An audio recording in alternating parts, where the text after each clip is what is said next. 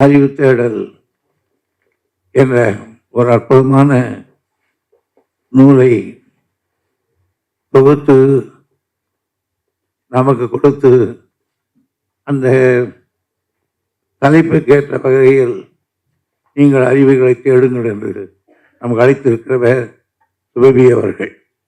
அவர்கள் இந்த பதிப்பகத்தை நடத்துகிற ராஜன் அவர்கள் எனக்கு ஒரு 50-55 ஆண்டுகளுக்கு முன்னால் தெரியும். அவர் பெல் கம்பெனியை கொண்டு வந்தவனே நான் தான், அந்த கம்பெனியை. அப்பொழுது நான் தான் ராணிப்பேட்டை எம்எல்ஏ. அதனால் ஜார்ஜ் பெர்னாண்டஸ் அவர்கள் வெங்கட்ராமனும் மாறி மாறி இருந்தார்கள். டெல்லிக்கு சென்று அப்போ ஜனதா ஆட்சி அதில் கொண்டு வந்தோம். அங்கு எங்களுக்கு பெரும் துணையாக இருந்தவர் ராஜன் அவர்கள். இன்றைய நிகழ்ச்சியில் நான் கலந்து கொள்ள வேண்டும் என்று சுருவி அவர்கள் சொன்ன நேரத்தில் நான் பெற்ற மகிழ்ச்சியோடு ஒத்துக்கொண்டேன். காரணம், சுருவி மீது எனக்கு இருக்கிற மரியாதை. 2 காரணங்கள். ஒன்று, அவர் யார்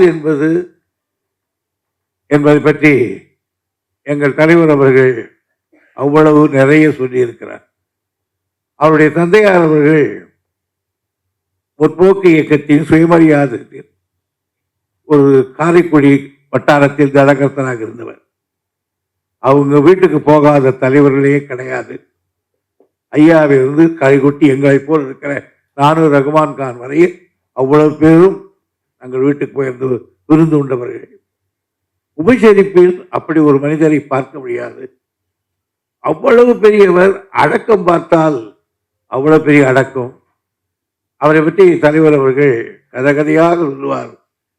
விழாவிலே அவர் ஜெயிலில் இருந்த பொழுது கூட இருந்தவர். எனவே என்றைக்கும் 3 பேரை கலைஞர் அவர்கள் அண்ணன் என்று அடைமொழி அழைப்பார்.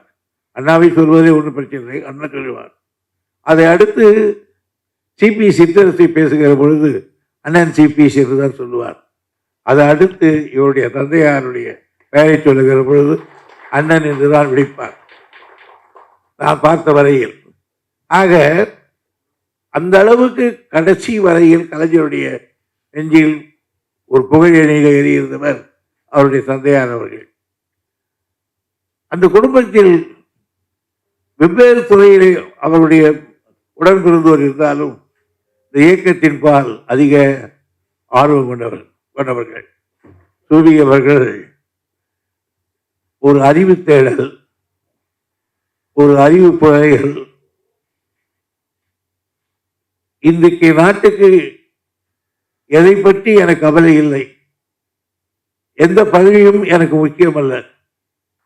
நான் நினைத்ததை, படித்ததை, சிந்தித்ததை நூலாக தருகிறேன், பேச்சாக தருகிறேன்.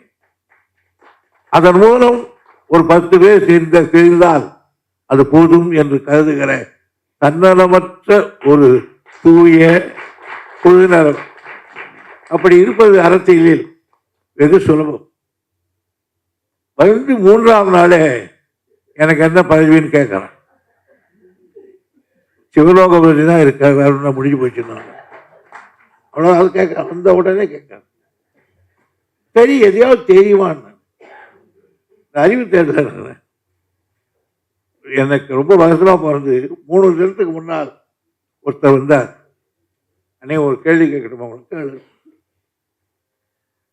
எதுக்கு போய் மலையாளத்தான போய் டிஎம் நாயர் பேசுறீங்க? யார் அவருன்னா, நீ கொஞ்சம் போப்பா, கதவு மூடிட்டு என் செருப்படுத்த தலையில் அடிச்சுக்கிறேன், வேற என்ன பண்ணி. அதாவது அந்த இது கூட இல்லை. ஆனால் பதவி கேட்டிருக்கேன். அது பதவி கேட்க வந்தோம்னா இது சொன்னான் எப்படி இருக்கு. அதனால தான் சொல்றது, நான் நம்ம கிட்ட ரொம்ப படிக்கிற ஆர்வம் குறைஞ்சி போச்சு. நான் என்னை பார்த்தா நான் எந்த புத்தகம் ஸ்டாலுக்கு போவேன். நான் எனக்கு ஆங்கில புத்தகங்கள் தேவைன்னா இக்கின்னு பார்த்து இங்கே ஒரு அதெல்லாம் போவேன். இப்போ இந்த ஒரு நேர்தான் சொன்னார் ஒருத்தர், கேகே நகரில் ஒரு புத்தகம் ஒன்று இருக்கு, நல்லா இருக்கு அப்படின்னு சொன்னார். அடுத்த முறை போகலான்னு சொன்னேன். நம்ம ஆட்கள் படிப்பதே மிக குறைஞ்சி போச்சு. அந்த மாதிரி நீ படிக்க தேவையில்லை, நான் படிச்சு உனக்கு தர்றேன்னு தந்திருக்கார் இந்த அறிவு தேடல். ஒரு விஷயம் சொல்லணும்னா, இந்த அறிவு தேடல் புத்தகத்தை இந்த காப்பியிலேயே ஒன்று கொடுத்து வச்சிருக்காங்க. அது எங்கேயோ போயிடுச்சுங்க. அதை எவனோ தேடிக்கிட்டு போயிட்டான். சரி போயிடுச்சு. என்னடா பார்த்தேன், 10 தலைப்பு என்னப்பான்னு கேட்டேன். அறிவு தேடல். ஐயோ ரொம்ப சுலபமாக பேசுறது விட்டு. அடுத்து வேற நான் ஊருக்கு போனேன். அன்னைக்கு கொண்டு வந்து கொடுத்துருந்தாங்க. போகும்போது அந்த பக்கம் இங்கே விட்டுட்டு போயிட்டேன். அன்னைக்கு வந்தப்போ ஒரு நாள் மட்டும் இப்படி புரட்டி பார்த்தேன். அப்போ அதுவும் முடியல. ஆனால் எப்படிடா படிக்காமல் எப்படி பேசுறதுன்னு பார்த்தேன். அதுதான் ரொம்ப சுலபம். இந்த அறிவு தேடல், இந்த அறிவுன்னா என்னன்னு பேசினால 10 குரல் சொன்ன முடிஞ்சு போய் பேசி தேடல். ஆகியனால நான் அதை புரட்டி பார்த்தேன். உள்ளபடியே நான் புத்தகத்தை படிக்கிறேன். ஆனால் ஒரே ஒரு தேடல் மட்டும்தான் அப்படி புரட்டிக்கிட்டு வந்தேன். ரூசோ வால்டரை பற்றி அவர் குறிப்பிட்டதை பார்த்தேன். நான் உள்ளபடியே தேடல் தான் இந்த புத்தகம். உருமான வரையில் வால்டர், அப்புறம் இவங்க எல்லாம் படிச்சிருக்கோம் நம்ம. ஆனாலும் அதை அவர் தொகுத்து இருக்கிற விதம், அவர்களை பற்றி புதிய புதிய செய்திகள். நாம் என்ன பண்ணுவோம், ஃப்ரெண்ட்ஷினா வால்டர் ரூசோ 2 பேரும் பக்கத்து வீட்டுக்காரன் நினைச்சிருந்தோம். இல்லை, அவனை இவன் பார்க்கல, இவன் அவன் பார்க்கல.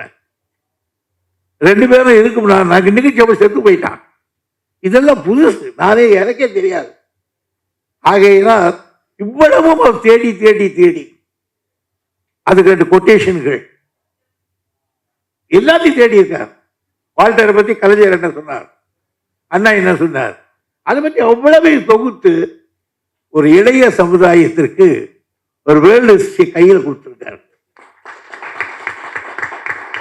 இதை படிக்கிற ஆர்வங்கள் வரட்டும் என்பதற்காக. இப்ப நம்ம கிட்ட புஸ்தகம் எழுதுறதும் குறைஞ்சு போச்சு, படிக்கிறதும் குறைஞ்சு போச்சு, சிந்திக்கிறதே குறைஞ்சு போச்சு. அது என்னத்துக்கு வேற வேற போய் நேர்கிறாங்க.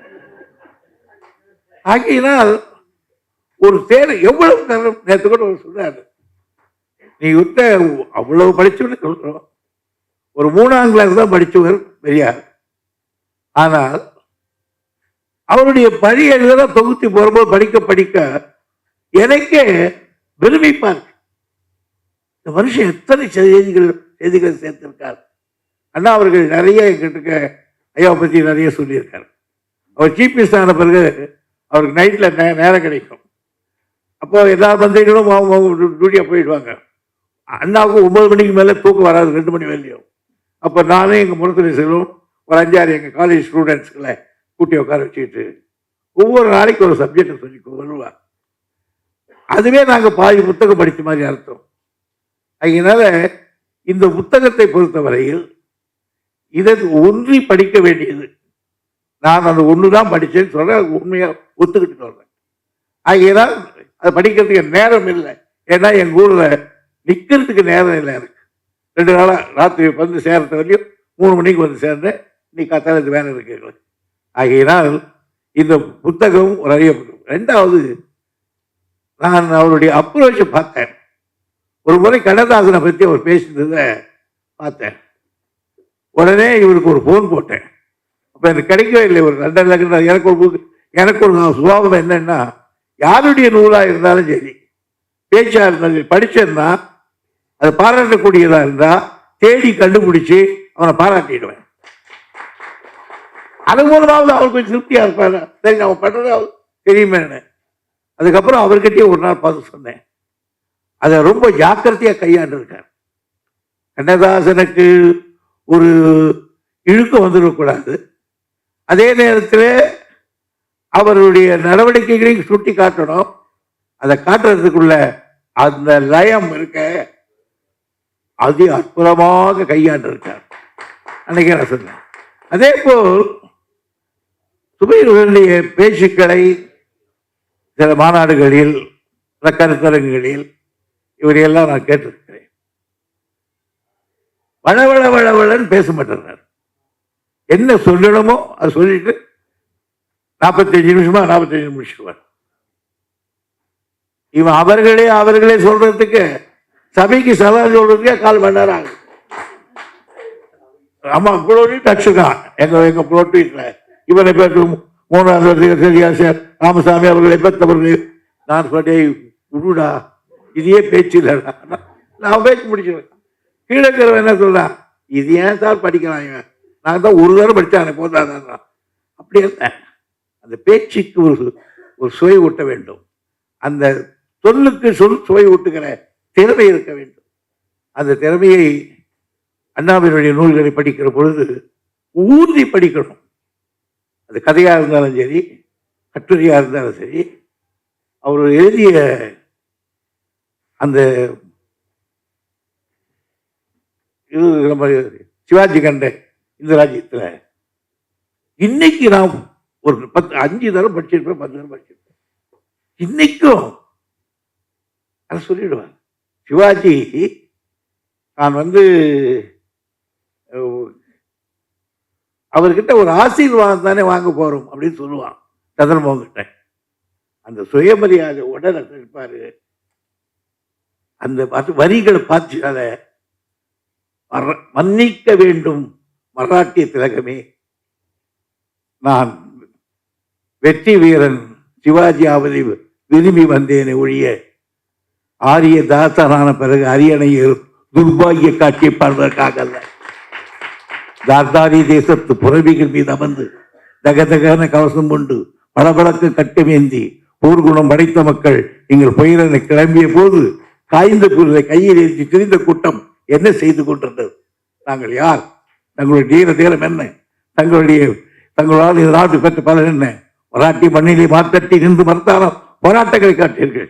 அடி புலி வரும்போது வலையில மீன், வலையில மான், வரலாற்ற வீரன். இதுதான் விஷி. அந்த புத்தகத்தை எனக்கு பாதி மனமே அதுதான் படிச்சிருப்பேன் நான். அது சாதாரணமா அப்போ அவர் சொல்லுவாரு, எங்கேயோ ஒரு ஆங்கில எழுத்து வந்தது. அதுக்கப்புறம் மிரர்னு ஒன்று வந்துருக்கோம் நமக்கு. அந்த மிரரில் ராமசாமியார் ஒரு எழுத்துறையின் ஒன்று எழுதியிருப்பார். அதை வச்சுக்கிட்டு எழுதுறது அண்ணா. அதுக்கு மட்டும் நம்மால முடியாது. அவ்வளோ சமாச்சாரங்கள் சொல்கிறேன். இவ்வளவு படிக்கணும், படித்த பிறகு ரசிக்கணும். ரசித்தா தான் இன்னொன்று சாப்பிடுவோம் வரும். அந்த எண்ணங்கள் வர வேண்டும். அதுக்காக ஒரு சிறு கூட்டம் என்றாலும் அறிவுஜீவிகள் குறைவாக தான் இருப்பாங்க, கைத்தட்டுறது தான் அதிகமாக இருப்பான். அதனால இங்கே வந்து இருக்கிறவர்களெல்லாம் அறிவுஜீவிகளாக இருக்கிறீர்கள்.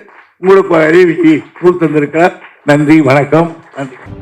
திராவிட இயக்கத்தின் வரலாறு, திராவிட இயக்கத்தின் கோட்பாடு, திராவிட இயக்கத்தின் தாக்கம் என 3 தளங்களில் பயிற்றுவிக்கப்படும் திராவிட பள்ளியின் மாணவர் சேர்க்கை ஆகஸ்ட் 15 முதல் நடைபெற்றுக் கொண்டிருக்கிறது.